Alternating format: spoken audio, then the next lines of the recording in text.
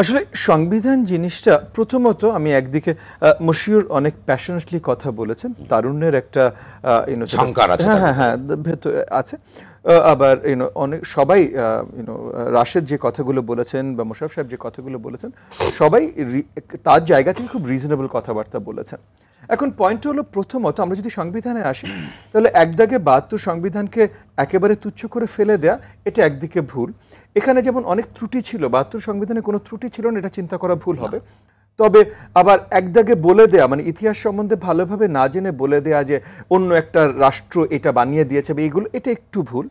এবং এটার সাথে অনেক বিজ্ঞ আইনজীবীরা জড়িত ছিলেন, যারা বাংলাদেশের জন্য অনেক বড় বড় অবদান রেখেছেন। মানে আপনি যদি ডক্টর কামাল হোসেনকে পছন্দ না করেন বিকজ সে একটা দলের সাথে সম্পৃক্ত ছিল, তাহলে ওটার দিকে ডক্টর মাহমুদুল ইসলাম সাহেব ছিলেন বা অনেকে ছিলেন, যারা আমিরুল ইসলাম ছিলেন।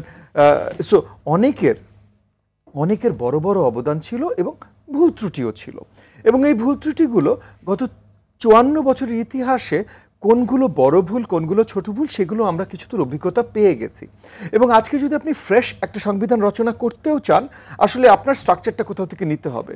যেই ফ্রেমওয়ার্ক নিয়ে বাংলাদেশের ৭২-এর কনস্টিটিউশন তৈরি হয়েছিল, একই ধরনের ফ্রেমওয়ার্ক নিয়ে আপনি যদি একদম নতুন একটা দেশ হতো, কথার কথা মনে করেন দেশ নতুন করে স্বাধীন হয়েছে ২০২৫ সালে নতুন সংবিধান হতে হবে, একই ধরনের ফ্রেমওয়ার্ক নিয়ে আপনার কাজ শুরু করতে হতো।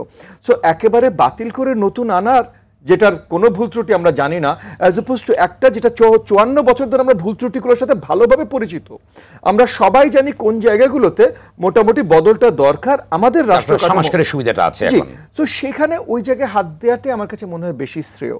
এখন মনে করেন যারা তরুণ, যারা আরও বেশি উৎসাহী, যাদের ভিতরে যারা ইনভিগোরেটেড, যাদের ভিতরে ওই শক্তিটা প্রচণ্ডতরভাবে আছে, এবং যারা দুদিন আগে বড়ভাবে আন্দোলন করে এসে, শুধু তারা করেননি, সবাই আমরা করেছি, বাট এগেন তারা তরুণ, তাদের আন্দোলনের স্পিরিটটাও তাদের ভিতরে বেশি আছে, এবং হয়তো বাস্তবতা সম্বন্ধে তাদের ধারণা আরেকটু কম আছে। তাদেরকে আমি নিন্দা করে বলছি না, আমি জাস্ট বাস্তবিকভাবে বলছি যে দেখেন, মনে করেন যার বয়স ৫০-এর ঊর্ধ্বে ৩০ বছর চাকরি করেছে বা ৩০ বছর ব্যবসা করেছে, বা যেমন মনে করেন সেলিম ভাই আপনি একটা প্রতিষ্ঠান চালিয়েছেন, তাহলে এই প্রতিষ্ঠান চালানোর জন্য কত ধরনের প্রতিকূলতা ফেস করতে হয়, জি, সেটা নতুন কেউ যত জ্ঞানী বা বুদ্ধিমান হোক সে কিন্তু বুঝবে না।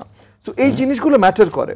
সো ওই জায়গাগুলো থেকে যদি আমরা দেখি, তাহলে শুধু সংবিধান, অন্য কিছু নিয়ে আমি আলোচনা করছি না, শুধু সংবিধান নিয়ে যদি আমরা কথা বলি, তাহলে সংস্কারটা সবচেয়ে বেশি আমাদের জন্য শ্রেয় হতে পারে।